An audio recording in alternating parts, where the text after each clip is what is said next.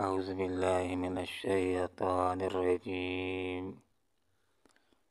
بسم الله الرحمن الرحيم. لكل أمة جعلنا منسكا هم ناسكوه فلا ينازعنك في الأمر فادع إلى ربك إنك لعلى هدى مستقيم. صدق الله العظيم.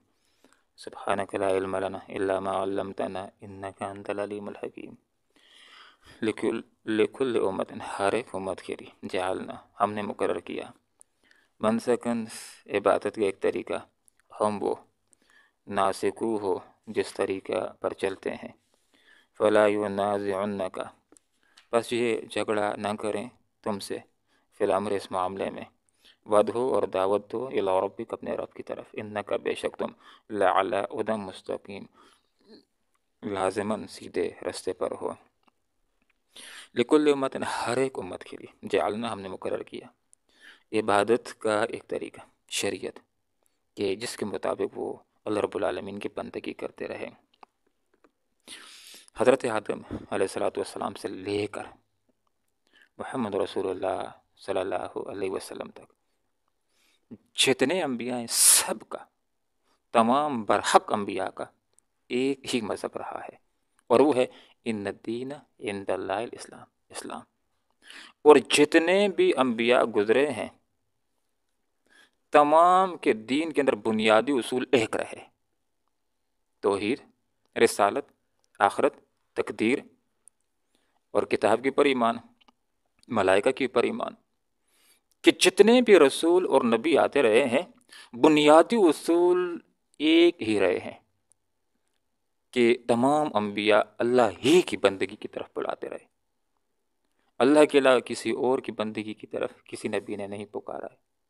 البتہ شرعی احکامات کے اندر امتوں کے اندر فرق رہا ہے کہ ایک رسول کے دور کے اندر اللہ رب العالمین نے ایک طرح کے شرعی احکامات دیے، دوسرے رسول کے دور کے اندر اللہ رب العالمین نے شرعی احکامات کے اندر تبدیلی کی. تو شریعت ہر دور کی اپنی اپنی ہوتی ہے. اب رسول اللہ صلی اللہ علیہ وسلم کے آنے سے پہلے جتنی شریعتیں ساری منسوخ ہو گئی ہیں. اب لوگوں نے عمل کرنا ہے تو آپ صلی اللہ علیہ وسلم کی شریعت کے مطابق، قرآن و سنت کے مطابق. تو یہاں پر یہ بات ارشاد فرما دی کہ ہر ایک امت کے لیے ہم نے عبادت کا ایک طریقہ مقرر کیا جس پر وہ چلتے رہے. اب آدم علیہ السلام کی شریعت کے اندر یہ بات جائز تھی کہ بہن بھائی کے نکاح جائز ہے جو آگے پیچھے کے ہوتے ہیں، لیکن ہماری شریعت کے اندر بہن بھائی کا نکاح جائز نہیں اگرچہ آگے پیچھے کے کیوں نہ ہو. یا گزشتہ شریعتوں کے اندر مال غنیمت کا مال حلال نہیں تھا، ہمارے لیے اللہ رب العالمین نے مال غنیمت کے مال کو حلال کیا ہے. یہاں پر یہ بات ارشاد فرما دی کہ آپ صلی اللہ علیہ وسلم اگر کوئی شرعی احکامات بدلا رہے ہیں تو کسی کو اعتراض کرنے کا کوئی حق نہیں ہے. پرانی شریعتیں منسوخ ہو گئی ہیں، اب وہی برحق مسلمان ہوگا کہ جو آپ صلی اللہ علیہ وسلم کے لائی شریعت کے مطابق اپنی خواہشات کو تابع کرے گا شریعت کے، اور آپ صلی اللہ علیہ وسلم کی شریعت کو وہ اپنائے گا. لکل امت ہر ایک امت کے لیے جعلنا ہم نے مقرر کیا منسکن ایک طریقہ ہم وہ ناسک وہ جس پر چلتے رہے فلا ینازعنک بس جھگڑا نہ کریں یہ تم سے فی الامر اس معاملے کے اندر کہ یہ حکم دے دیا ہے، یہ حکم ایسا کیوں دے دیا ہے. یہ تو جس وقت آدمی کلمہ پڑھتا ہے لا الہ الا اللہ محمد رسول اللہ تو اس عزم کا اظہار کرتا ہے کہ آج کے بعد اللہ کے حکم اور رسول کے طریقے کے مطابق زندگی گزاروں گا. رسول جو احکامات دے گا اس کے مطابق میں نے زندگی گزارنی ہے. آج کے بعد میری مرضی ختم، اللہ اور اس کا رسول کی مرضی شروع ہو گئی ہے. تو اب جس وقت کلمہ پڑھ لیا، اس عزم کا اظہار کر لیا ہے تو اب اس کے لیے اعتراض کا کوئی موقع نہیں رہا کہ یہ جہاد والا حکم کیوں آ گیا، یہ تو نہیں ہونا چاہیے. یہ نہیں تم کہہ سکتے ہو. جس طرح طالب علم ہوتا ہے سبق پڑھنے کے لیے تیار ہو جاتا ہے، کتابیں لینے کے لیے تیار ہو جاتا ہے، پیریڈ لگانے کے لیے تیار ہو جاتا ہے، کامیاب ہونے کے لیے تیار ہو جاتا ہے، نصاب پڑھنے کے لیے تیار ہو جاتا ہے کہ میں نے اس کلاس کا نصاب پڑھنا ہے، تو اب اس ہی کتاب میں سے پرچے میں سے سوال آ جاتے ہیں تو پھر اس کو اعتراض کرنے کا حق نہیں ہوتا کہ یہ کیوں سوال استاد نے دے دیا ہے. یہ والا سوال مشکل یہ کیوں دے دیا ہے؟ امتحان دینا تو یہ سوال تو تم نے تیار کرنے ہیں، یہ تو تمہیں کرنے پڑیں گے۔ تو اب کوئی یہ اعتراض نہیں کر سکتا کہ یہ حکم ایسا کیوں آ گیا ہے۔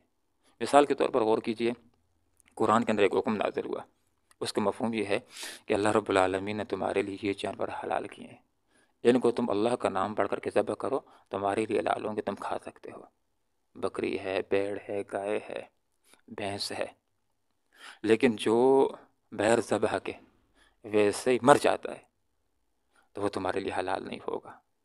تو اس حکم کے اوپر لوگوں نے، اس شرعی حکم کے اوپر لوگوں نے اعتراض کرنا شروع کر دیا۔ بڑی عجیب بات ہے، شیطان نے لوگوں کے ذہن کے اندر ڈال دیا اور اعتراض کر دیا اس حکم کے اوپر، اس حکم شرعی کے اوپر جو رسول اللہ نے لوگوں کو بتلا دیا کہ بڑی عجیب بات ہے، جس کو خود مارتے ہو وہ تو حلال، اور جس کو اللہ مارتا ہے اس کو حرام کہتے ہو۔ تو ان کو یہ بات بتلائی گئی کہ یہ فی الامر اسما فلا ینازعنک، تم سے جھگڑا نہ کرے، یہ فی الامر شریعت کے معاملے میں جھگڑا نہ کرو۔ اصل عبادت یہ ہے کہ جو اللہ نے بتلا دیا، جو رسول اللہ نے طریقہ بتلا دیا، اس کے مطابق کام کرنا، یہ عبادت ہے۔ تو یہاں پر یہ نقطہ سمجھا دیا کہ تمہیں اعتراض کرنے کی کوئی یہ حق نہیں ہے کہ یہ شریعت کے اندر مال غنیمت کیوں حلال ہے، پہلے کیوں حرام تھا، یہ کیوں کی باتیں نہیں۔ اگر خوشی کے ساتھ کلمہ پڑھنا ہے، کلمہ پڑھ لیا ہے، تو اب اللہ تعالیٰ کے احکامات ماننے کے لیے تیار ہو جاؤ۔ جس بات کی حکمت سمجھ میں آتی ہے اس کو بھی ماننا ہے، جس کی حکمت سمجھ میں نہیں آتی اس کو بھی تسلیم کرنا ہے۔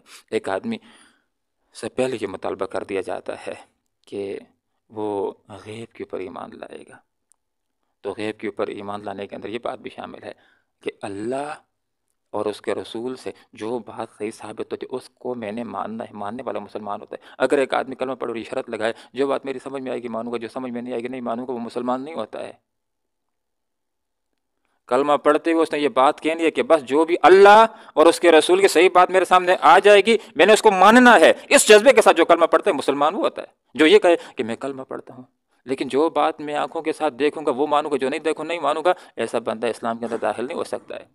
پہلا مطالبہ ہے الذین یؤمنون بالغیب، یہ وہ لوگ ہیں کہ جو غیب کے اوپر ایمان لاتے ہیں، اور غیب وہ ہوتا ہے کہ جس کا ادراک آدمی حواس کے ذریعے سے نہیں کر سکتا ہے، لیکن اللہ اور اس کے رسول نے بتلا دیا تو ہم مانتے ہیں۔ جیسے ہم تسلیم کرتے ہیں کہ عذاب قبر برا کے دیکھا نہیں ہے لیکن ہم مانتے ہیں اس لیے کہ اللہ اس کے رسول نے بتلا دیا ہے۔ جنت کو جہنم کو دیکھا نہیں لیکن ہم مانتے ہیں اس لیے کہ اللہ اس کے رسول نے بتلا دیا ہے۔ ملائکہ کے وجود کو ہم نے دیکھا نہیں لیکن تسلیم کرتے ہیں، ہمارے لیے غیب ہے، ہم نے دیکھا نہیں لیکن مانتے کیوں؟ مانتے ہیں کہ اللہ اور اس کے رسول نے بتلایا ہے۔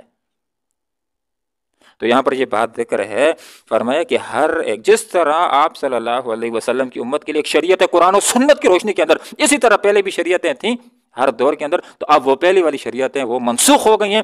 اب برحق شریعت جو ہے وہ آپ صلی اللہ علیہ وسلم کی شریعت ہے، اس کے اندر کسی کو جھگڑنا کرنے کی کوئی حق نہیں رکھتا ہے۔ پھر بھی اگر کوئی جھگڑا کرے تو اس کو پھر یہی کہہ دینا چاہیے کہ اللہ ہمارے اور تمہارے درمیان فیصلہ آخرت کے اندر کرے گا۔ وَادْعُ دَعْوَةَ إِلَىٰ رَبِّكَ، اپنے رب کی طرف۔ اپنے رب کی دعوت دینے سے کیا مراد ہوتا ہے؟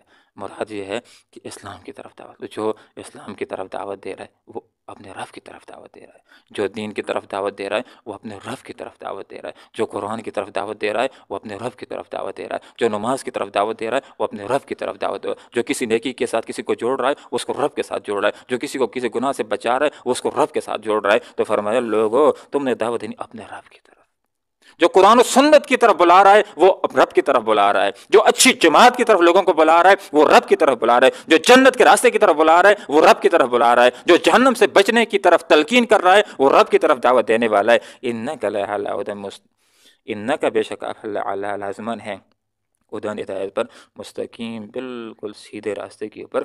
تو جس طرح مسلمان لوگوں کو یہ بات بتلاتے ہیں کہ لوگوں یہ لات یہ عزیٰ اور یہ منات اور یہ جو تم نے یہ صاحب اور بحیرہ یہ نام بنا رکھے ہیں یہ غلط راستہ ہے، یہ گمراہی کا راستہ ہے، اور لوگ بھی مسلمانوں کو یہ کہتے ہیں، حتیٰ کہ آپ صلی اللہ علیہ وسلم کے حوالے سے بھی یہ بات کہہ دیا کرتے تھے نعوذ باللہ یہ شخص گمراہ ہو گیا ہے، صحابی ہو گیا، بے دین ہو گیا، باپ دادا کا دین چھوڑ دیا ہے۔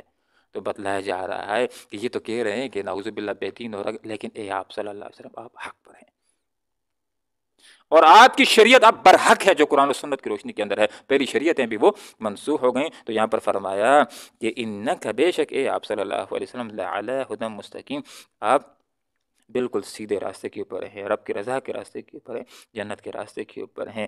جو بھی جنت کو جانا چاہتا ہے، اللہ کو راضی کرنا چاہتا ہے، جہنم سے بچنا چاہتا ہے، جنت کے اندر جانا چاہتا ہے، تو اب اس کو آپ صلی اللہ علیہ وسلم کی شریعت کو ماننا ہوگا، اپنانا ہوگا۔ اللہ تعالیٰ قرآن و سنت کو سیکھنے کی، سمجھنے کی اور اخلاص کے ساتھ عمل کرنے کی توفیق عطا فرمائے۔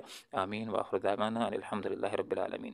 لکل امت، ہر ایک امت کے لیے جعلنا، ہم نے مقرر کیا، من سکن، ایک طریقہ عبادت کا، ہم وہ ناسکو ہو، اس طریقے کے مطابق عبادت کرتے رہے۔ فلا ینازعنک، بس یہ جھگڑا نہ کریں تو اس فی الامر، اس معاملے میں، ودو اور بلاؤ الی ربک، اپنے رب کی طرف، انک بے شک آپ لعلی ہدی مستقیم، لازماً سیدھے راستے پر ہیں، ہدایت کے راستے پر ہیں، صراط مستقیم پر ہیں، سیدھی راہ پر ہیں۔ اللہم ربنا آتنا فی الدنیا حسنہ وفی الآخرۃ حسنہ وقنا عذاب النار برحمتک یا ارحم الراحمین۔